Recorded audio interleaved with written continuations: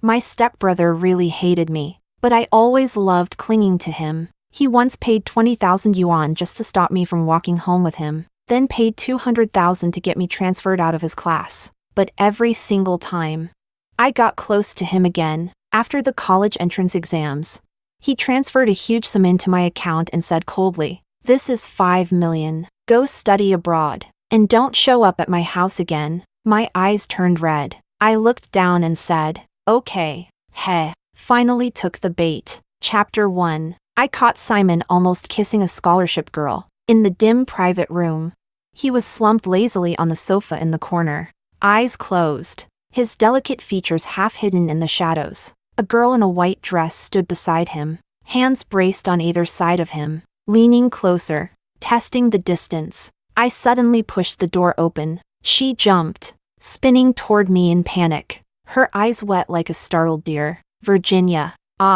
I walked past her towards Simon. "The driver's here to pick me up. Uncle asked me to bring you home too." He grabbed the jacket at his side, draped it over his shoulders and followed me out. It was late at night, the hallway almost empty. He closed the door behind him but didn't leave, leaning lazily against it. "She almost kissed me."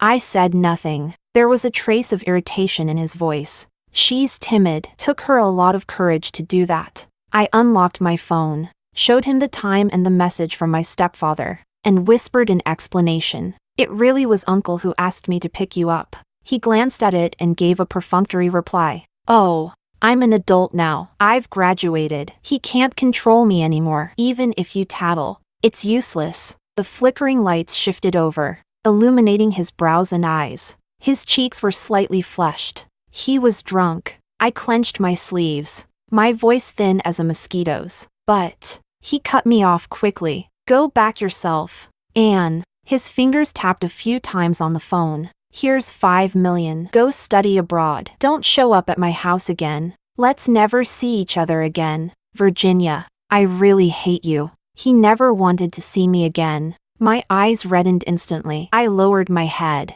swallowing the lump in my throat. "Okay." Simon turned back into the room and slammed the door hard. I checked the numbers on my mobile banking app. Then I couldn't hold it in anymore. I squatted down, covered my mouth and started laughing woo-woo through my fingers. Finally, he fell for it. Chapter 2. Simon had hated me for a long time. He thought my mother and I were after his family's money. Well, he was smart then. When I was 14, he put 2 lizards on my bed, trying to scare me out of his house. I cried. My stepfather comforted me by giving me more pocket money. When I saw the money, I was happy again. At 16, Simon and I were placed in the same high school. He didn't want to be in the same class as me, but also didn't want my stepfather to scold him and then comfort me. So he skipped the extra steps. 200,000. You transfer out of this class. In first year, I left. In second year, I came back again. He hadn't set a time limit. When I walked back into the classroom with my bag, Simon's face went black. The boy in front of him grinned. "Simon, your sister's really persistent," Simon said coldly. "She's not my sister." Everyone exchanged knowing smiles. Simon looked at me, frowning. "What will it take for you to disappear from in front of me?" My eyes reddened. "Do you hate me that much?" He held up a number with his fingers. I bit my lip. "Sorry, wrong classroom today." Chapter 3. I discovered a business opportunity. Simon was truly rich. His mother, who lived overseas, had already paved the way for his future. When he played golf, I stood by him as part of the atmosphere crew, handing him water and his coat. He came over to question me. I looked up at him, eyes full of stars. "I just admire my brother. Is that not allowed?" He transferred me money. "If you've got nothing to do, go out and shop. Stop bothering me." Well then, I had no choice but to accept the payment with a smile. I clung to Simon for more than a year. Everyone knew he had a clingy little stepsister. Some even joked we'd end up visiting the orthopedics department together. Over time, Simon couldn't even be bothered to explain anymore. He'd just shove money at me and tell me to get lost. But I wasn't about to leave my personal ATM behind. At Simon's coming-of-age party, he drank alcohol. When he got home from the hotel, I greeted him with a bowl of hangover soup in one hand and held him up with the other. I was hoping he'd be so drunk that he'd mistype an extra zero when transferring money. He squinted, lowered his gaze at me, then suddenly said, "Virginia, you're really manipulative and calculating." There was a trace of mockery in his tone. I froze mid-step on the stairs. Being insulted? That's extra charge. Suddenly, without warning, he grabbed my waist, turned off the lights, and kissed me, pressing me against the railing of the spiral staircase. In an instant, the world went dark. All I could see were his eyes, magnified and intense. His breath came down like a storm. Shocked, I shoved him away. The bowl in my hand crashed to the ground and rolled down the stairs. From upstairs, my stepfather asked, "Virginia, what happened?"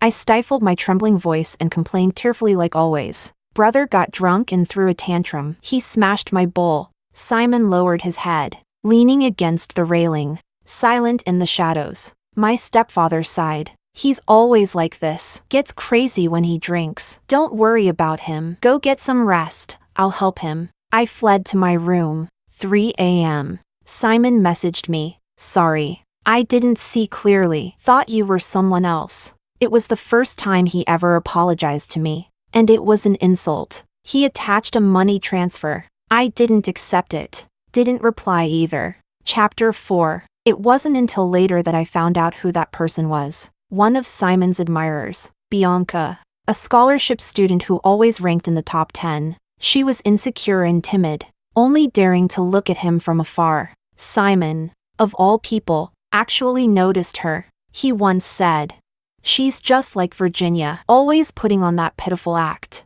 Who is she pretending for?"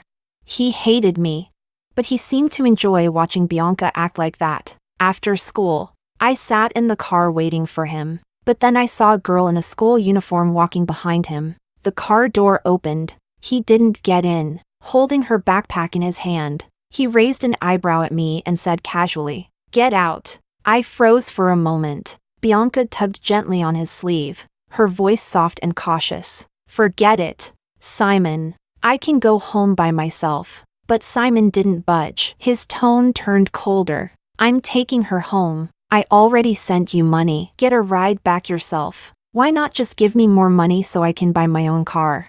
"Whatever. I know when to quit while I'm ahead." Swallowing my pride, I nodded, bit my lip, gripped the strap of my backpack, and got out obediently. At dusk, the crowd slowly dispersed. I stood alone by the roadside, staring down at the tips of my shoes as tears quietly fell, one by one. I didn't wipe them away until their car drove off in the complete opposite direction. Then I opened Simon's message. 20,000? Good thing I didn't check it in front of him. Otherwise, I wouldn't have been able to cry. Chapter 5. Simon gave me the 5 million too late. I hadn't prepared for the IELTS at all, so I had to cancel most of my travel plans and social outings and hole up in my room memorizing vocabulary. Downstairs, Simon was throwing a party with his pack of rowdy friends. The speakers were blaring. I took off my headphones and headed downstairs. "Can you turn it down a bit?" One of Simon's friends patted the empty seat beside him and grinned. "Virginia, you're home? Why not join us?" I gave an embarrassed smile. "I'm upstairs studying vocabulary." "Studying vocab?" Someone finally turned off the speakers to hear what I was saying more clearly. I thought people who start cramming early only existed online. Even Bianca came to hang out. "You should too." Simon hadn't lifted his head the entire time. Bianca sat beside him, offering me a gentle, sweet smile. Then she hesitated, as if unsure whether to speak. "Virginia, you're not planning to retake the college entrance exam, are you?" We weren't that close. The way she said my name like we were besties, clearly, something was going on with her and Simon. She kept going. "It's okay if your scores didn't turn out well. Your uncle's so rich. I'm sure you have a lot of options." Sensing the tension, everyone fell silent. I smiled softly. "Yeah, my family's rich. Doesn't matter how well I do." "Bianca, are you worried about not scoring high enough?" Her face went pale. Simon finally looked up and gently patted the back of her hand, trying to soothe her. "Virginia, don't be so harsh." I nodded. "All right.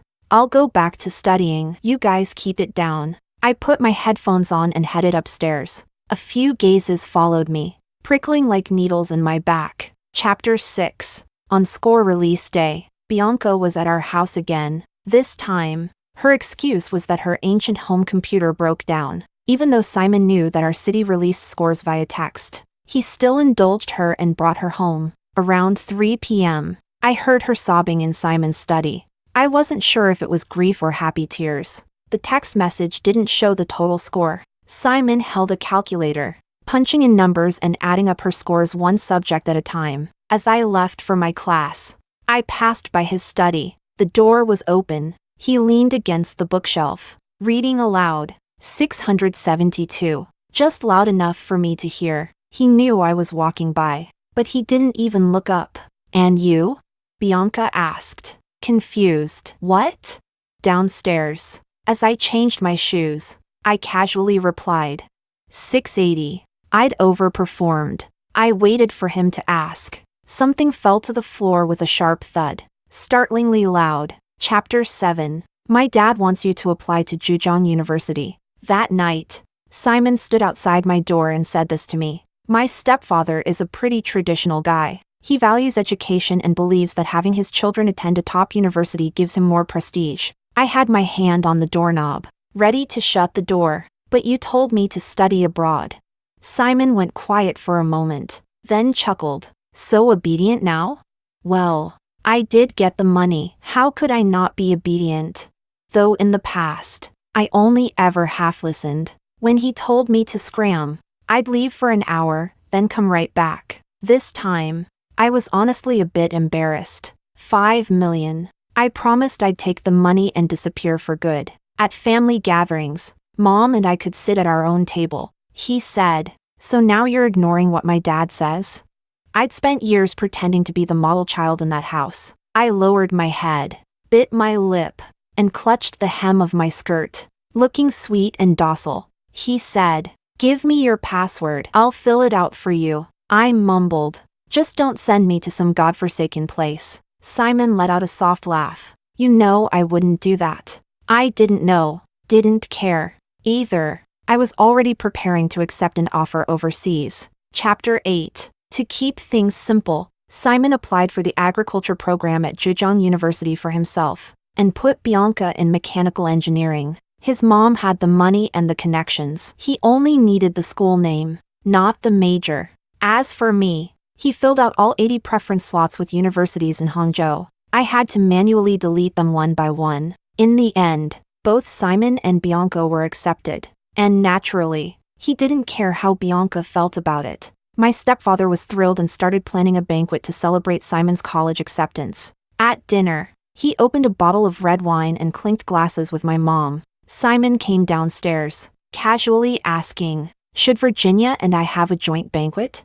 We had done a joint one after the high school entrance exams too. My stepfather smiled. Virginia will wait. She's going abroad to avoid taking someone else's spot. She deleted all her applications. She'll have hers next year. The faint smile on Simon's lips instantly vanished. His expression darkened. Abroad? I quietly ate my dinner, occasionally sipping from the 100,000 yuan bottle of red wine. Didn't like the taste. But the more I drank, the more I got out of it. No way I'd buy it myself. My stepfather frowned. Yes, the decision was a little rushed. But I fully support Virginia. It's a happy occasion. Why the sour face? Simon kept his eyes down. I'm not happy. My stepfather looked puzzled. You're the one who said you wanted to attend the same university as the girl you like. And now you're in Zhejiang University. No less. What's there to be upset about? The major might not be ideal, but you can switch later. You're not really going to become a farmer. Your mom's happy too. She wants you to visit her over the summer. Simon asked. Which country?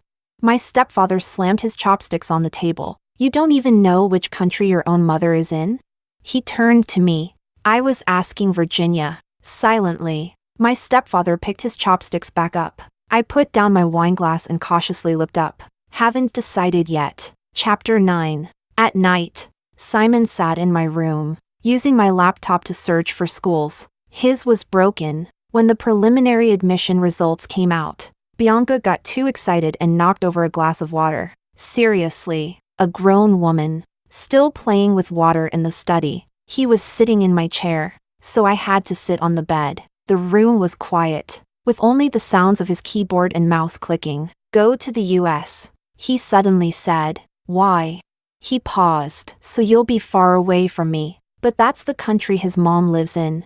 I looked at him, then curled up on the bed and inched farther away. Simon glanced at me, and there was a subtle, almost imperceptible smile on his lips. Come look at this school. There it was again, playing the Big Brother. So hot and cold. The air conditioning was set a bit too low. My bare feet touched the cold floor and I quickly pulled them back. Searching for my slippers, Simon casually tossed his jacket onto the floor. Step on it. He hadn't even been drinking tonight and he was already acting unhinged. I ignored him, tiptoed around, and made my way to the desk. His expression didn't change, and he moved the mouse lazily. What do you think? I said.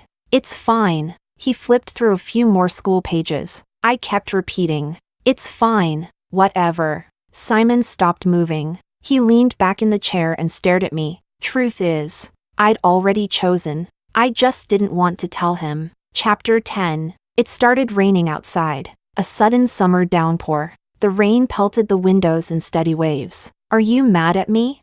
He suddenly asked. His voice so soft it was nearly drowned out by the rain. A completely random question. I thought for a second, then answered honestly. No. At first, I was. He bullied me, told me to get out of his house. He said I was just like my mom, both of us greedy, gold-digging women who only cared about money. My mom does have some money, just not as much as his parents. He never treated me kindly at school either. But a cold stepbrother eventually turned into a warm number in my bank account. So I stopped caring much about how he treated me. As for him forcing me to study abroad out of spite, I honestly see him as my benefactor now. But at this point, I was too lazy to keep pretending. There was no need. Then he asked again, is this your reverse psychology? That one was harder to answer. Taking his money and playing weak could be considered reverse psychology. Sure, just not in the way he imagined. I pressed my lips together, unsure of what to say. His phone lit up right on the table. Bianca was calling. He hesitated for a moment, then answered and walked out of the room. Before closing the door, he even patiently told her, I couldn't answer earlier. Sorry for the delay. So he can speak nicely. He just used to reserve the bad attitude for me. Chapter 11. Simon took Bianca on a trip. Bianca posted travel photos on her moments. By the sea, wearing a straw hat and a white dress. She smiled like a blooming flower. There was even a watermark from a camera on the photos. Caption. He said he wants to raise the younger me all over again. He wants to host a feast for my childhood self. I gave it a like. Scrolled down. I liked all my high school classmates' vacation photos too. Everyone's life looked exciting. Nice to look at. I love watching. Please post more. Then Bianca sent me a private photo. It was Simon sleeping outside, slumped over a picnic table. Virginia. Good thing you didn't come. Traveling is really tiring. It's still more comfortable resting at home. I paused in silence. Why is he sleeping outside? Did he run out of money? He's not going to take back what he gave me. Is he?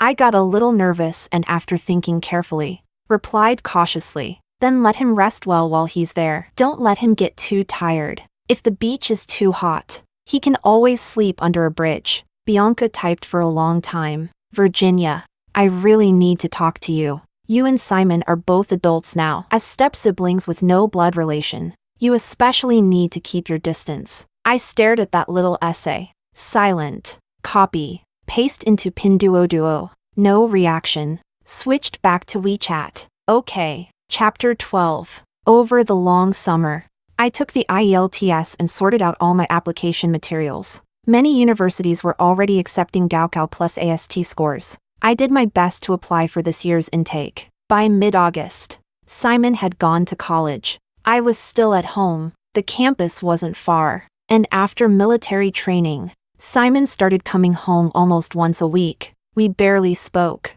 but we still saw each other weekly. Sometimes Bianca came with him. One day, she followed Simon in through the door and was surprised to see me reading on the couch. Then she quickly pretended to act familiar. Virginia hasn't gotten an offer yet? Then you'll have to enroll next year, right?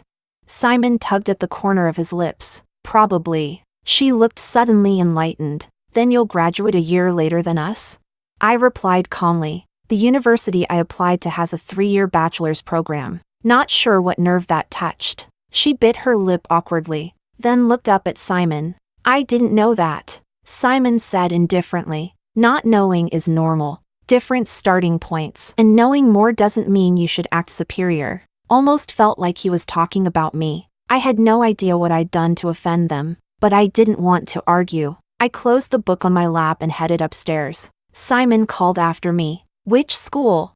I turned around. The sunlight streamed through the window, casting a warm glow on the stairs. I smiled at him. Forget it. No need to flaunt my superiority. Chapter 13. Mid-September. On the day my stepfather and mom took me to the airport. It was a weekday. He wanted Simon to take time off to come with us. I declined. He's never liked me. No need to trouble him. I left without seeing him, which probably suited him just fine. Once the plane leveled in the air, I opened the shade and looked outside. All clouds. The ground was no longer in sight. The flight was long. I pulled the blanket over me, tucked a U-shaped pillow around my neck, and closed my eyes. Unexpectedly, I dreamed of Simon. When he was 14, a relative maliciously told him that his mom had returned. He had rushed out of the house in excitement, only to find me and my mom at the door. Ah, right. They meant stepmom, not his real mom.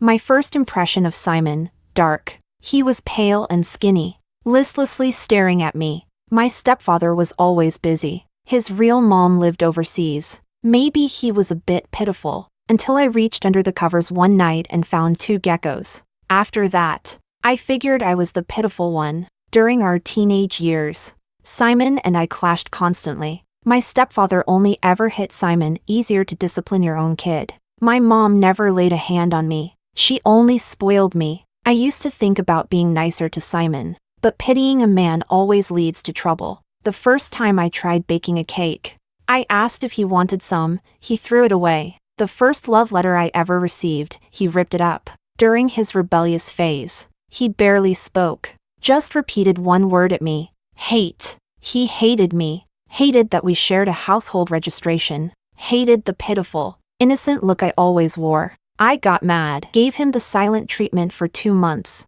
When school started, he finally spoke to me. First thing he said, told me to switch classes. Second thing, he gave me 200,000 yuan. Now is that good enough? I gave him a sweet smile. Good enough. But Simon threw the voluntary transfer contract on the table and scoffed. Gold digger. Chapter 14. I landed in London, rented an apartment, started living on my own. At first, I couldn't adjust to classes in full English, couldn't get used to the food. I was miserable. I wanted to go home. Simon didn't message me until a week after I left. You left without saying anything? Yeah. Why? I took a long time before replying. Because I hate you too. No reason to inform you. When I hadn't taken his money, I never would have said something like that. Because I thought it wasn't worth arguing with someone who was that emotionally starved. Now I was in a bad mood. I didn't care about his feelings. Simon didn't reply again, but Bianca called, crying. What did you say to Simon? I flipped a page in my book and half-heartedly answered. Nothing much. She choked between sobs. He blocked me. I snapped my book shut. Startled. He slapped you? Simon hits women now? She could barely breathe through her crying. Once she calmed down, she clenched her teeth and said clearly, he deleted all my contacts.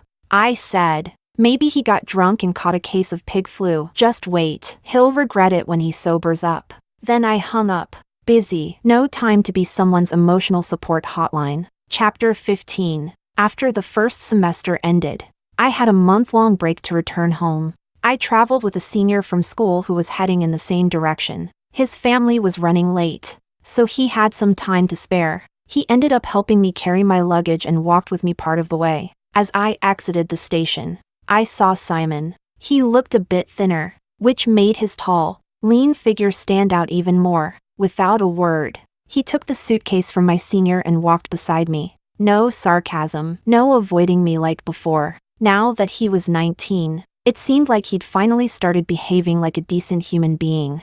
Who was that just now? He paused to ask. Just a senior I know fairly well.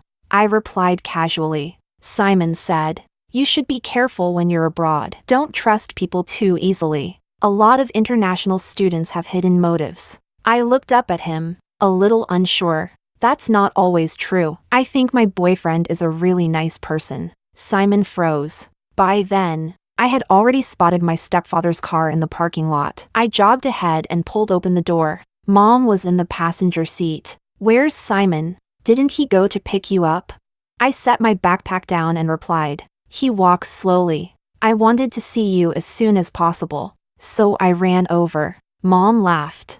I already asked the housekeeper to buy groceries. We'll cook all your favorite dishes tonight. She looked me over. You actually didn't lose weight. 3 minutes passed. Still no Simon. My stepfather gave him a call. He finally came over in a hurry and got into the back seat. My backpack sat between us like a quiet divider. He kept his head down the whole time, eyes bloodshot. I had no idea what he was thinking. Chapter 16. At the dinner table, Simon remained silent the entire time, detached from everyone else. That was typical of him. He never made an effort for appearances. Everyone had grown used to it. After dinner, I didn't go upstairs. I went to the garden and sat on the swing. Crisp, orange leaves rustled gently across the yard. Simon followed me out. He stood behind me, his voice hoarse. Do you actually have someone you like? Or did you just make up a boyfriend to piss me off?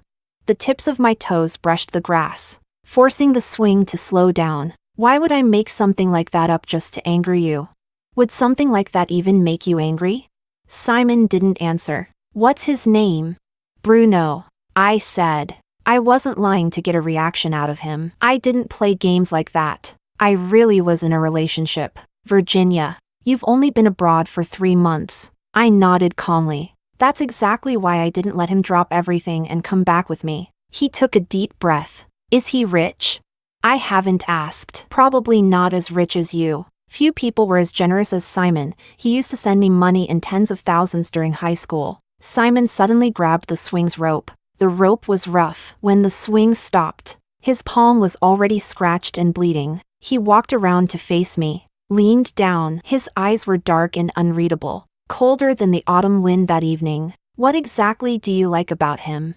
He was too close. I turned my head away, shrinking back a little. He's just a really good person. Move. I want to go back to my room. Chapter 17. Bruno was a good person. I met him through a friend of a friend. He was always polite and warm to everyone, even in a group of a dozen people. He never let anyone feel left out. We met at a small gathering arranged by mutual friends. I couldn't get used to the food, only took a few bites and ended up starving the whole night. Bruno had a UK driver's license. In the end, he drove my friend and me home. When we passed the villa he shared with a few others, he stopped briefly to go upstairs and grab something. He came back with 2 boxes of soufflé, one for me, one for my friend. He handed mine over, his eyes slightly crinkled with a warm smile. I baked these this afternoon. Try them. You can eat them in the car. I thanked him, and then cried while eating it. The homesickness,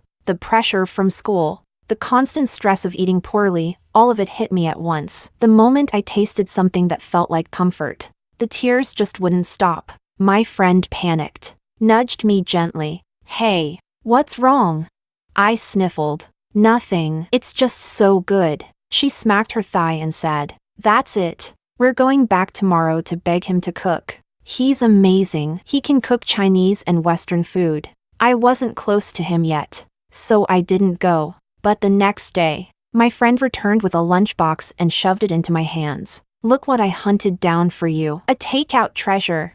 Inside the cute ceramic container, the rice was tightly packed. Half was covered in tomato scrambled eggs with beef, and the other half left plain. Lined up like a tiny wall were sweet and savory cola chicken wings. I tried to ask my friend about Bruno's interests. hoping to send him something in return. She came back later and said, "He only wants your contact info." Was that a gift?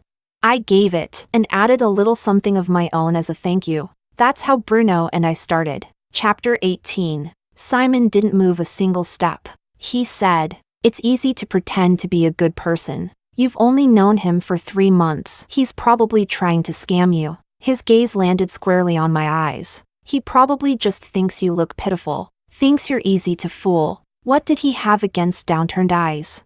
Simon, you always assume the worst in people. 3 months truly wasn't enough time to know everything about Bruno. But that's how all relationships start. And at the very least, when I was with him, I was happy. He was always warm and gentle. He never said things to deliberately hurt me. I shoved Simon hard. He wasn't expecting it. Staggered 2 steps backward. I brushed past him, ran upstairs, and locked my door. There were a few more potted plants on the balcony now, ones I didn't recognize. I took a photo and sent it to the housekeeper auntie. "Me, auntie, what's this plant?"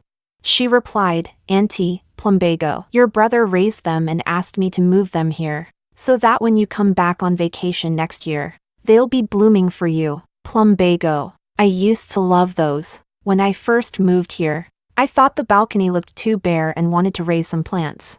I'd heard plumbago was easy to care for. After school one day, I brought home 5 pots of them. Simon didn't even let me in the house. He stood on the steps, blocking the front door, his young face full of irritation. "I'm allergic to pollen. Throw them away. And you, go wash yourself clean before you come back in." Auntie told me that after I went abroad, Simon started growing flowers. Plumbago has a long blooming season. It still blooms in November. Simon even took a photo of them back then and posted it to his moments. Auntie gave it a like. But I didn't. I had him set to chat only on WeChat. So it turns out, he wasn't really allergic after all. I messaged, "Give them back to him. I don't like them anymore." Chapter 19. In early January, I returned to school. Simon came to see me off. Under the pretense of being my brother, I couldn't say no in front of my stepfather. But thankfully, I didn't have to spend the new year with him this time. On New Year's Eve, after class, Bruno came to pick me up. I couldn't cook in my apartment, so I went to the villa he shared with his friends to celebrate. Many friends were there. People were playing cards in the living room. Bruno was in the kitchen. I tied on his spare apron, pinned up my hair, and walked over. "I'll help you. I know how to bake cupcakes." He glanced down at me and chuckled softly. He picked up a freshly washed strawberry and held it to my lips. "Then help me taste this first." I took a bite. Sweet and sour juice flooded my mouth. Delicious. Bruno brought over a glass bowl full of clean strawberries. Was this some sort of test? I held the bowl in my hands, looked up at him, and said innocently, "I really did come here to help." He smiled. I know. Head over there." He gestured to a long dessert prep table. The countertop was filled with neatly arranged, pristine baking tools and ingredients. It looked like a toy set for playing house. Chapter 20. Bruno cooked over 10 dishes. I baked strawberry-flavored cupcakes. Everyone had a great time. Late at night, he drove me home. I'd had a bit of wine, my cheeks were pink and warm. I wasn't drunk, but I wanted to use the excuse to be clingy. My voice even got a bit squeaky and sweet. When we arrived downstairs, the cold wind stung my face as the car door opened. Bruno wrapped my scarf around me, pulled the fuzzy hat over my ears, and helped me out of the car. I held his hand as we stepped onto the thick snow. I deliberately walked slowly, swaying a little. The snow hadn't been cleared yet.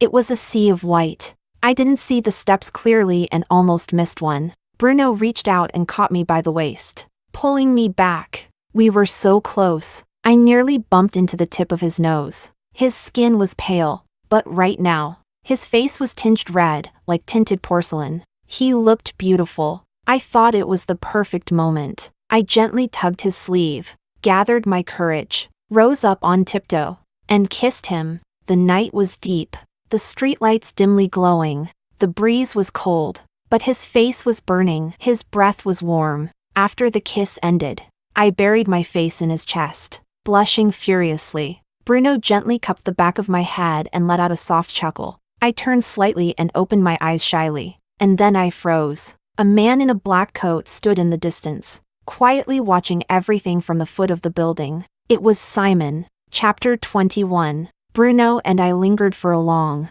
syrupy goodbye. Then I walked into the building. Simon strode toward me, a chill clinging to his entire body. I had no idea how long he'd been standing out there. Snowflakes dotted his black hair. He knew the address to my apartment. Mom sometimes video called me while I was in the living room. No one bothered hiding anything. Still, I never imagined he'd come here like this, alone, in complete silence. On a night like this, our eyes met. We spoke at the same time. Happy Lunar New Year. Why are you here?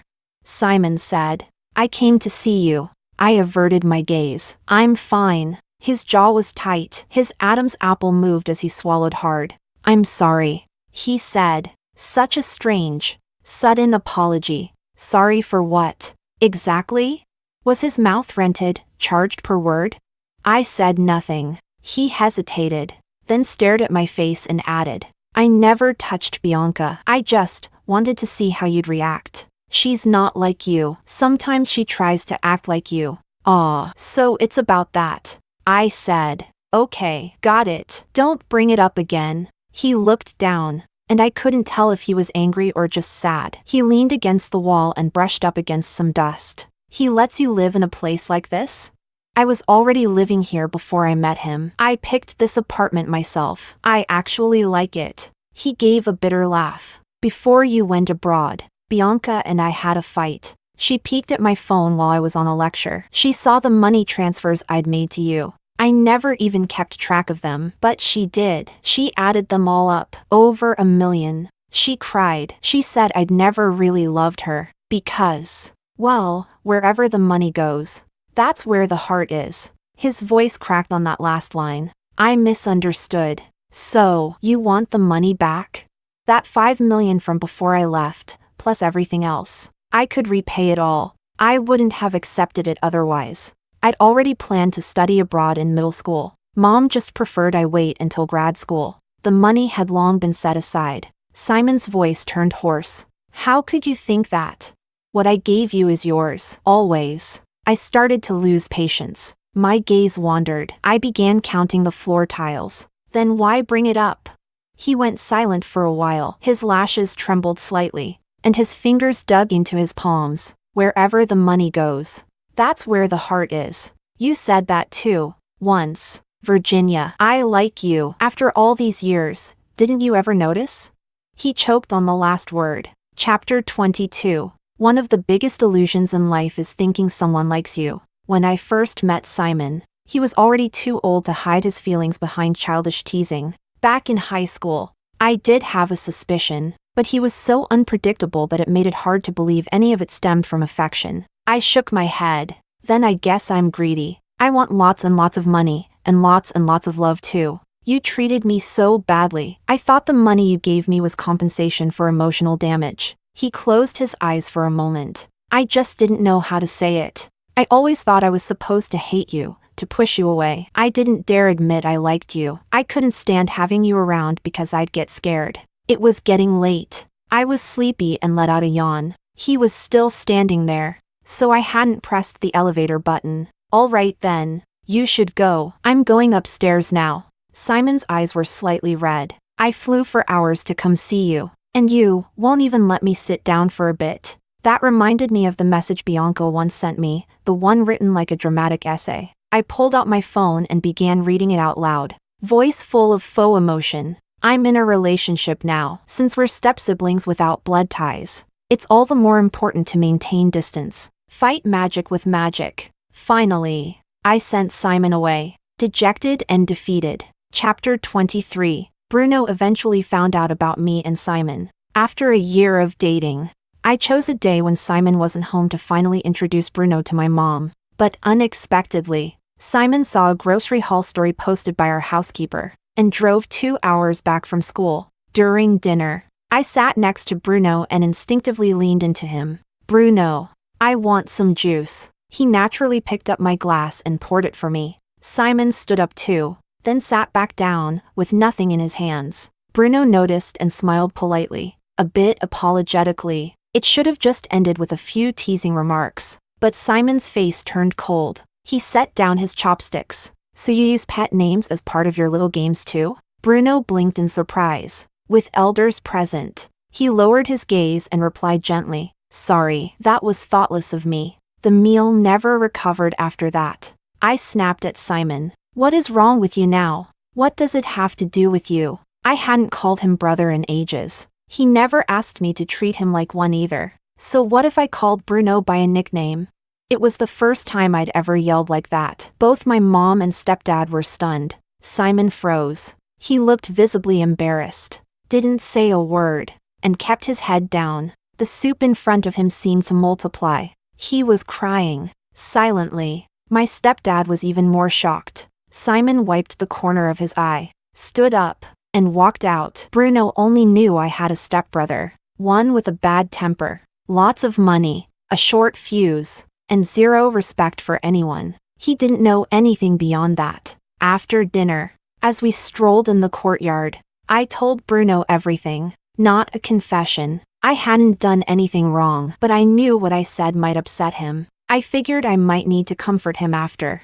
I glanced at him, quietly studying his face. His brows were slightly furrowed. I asked softly, "Are you mad?" "Yeah." So he was upset after all. I loosened my grip on his hand, fiddled nervously with my sleeve, about to explain something. He took my hand back, interlacing our fingers. Then he turned to me, exasperated yet gentle. "I'm not mad at you." He was mad at Simon, a man who knows exactly what to be mad about. We were on the same page. Chapter 24. I stopped caring about Simon. Life went on as usual. When the holiday ended, I returned to campus, attended lectures in the large amphitheaters, wrote papers in the Senate library, and had meals with Bruno. He was truly emotionally stable, and took care of me well, like a husband. Later, I prepared to apply for graduate school. Everything was going smoothly. Simon took up less and less space in my life.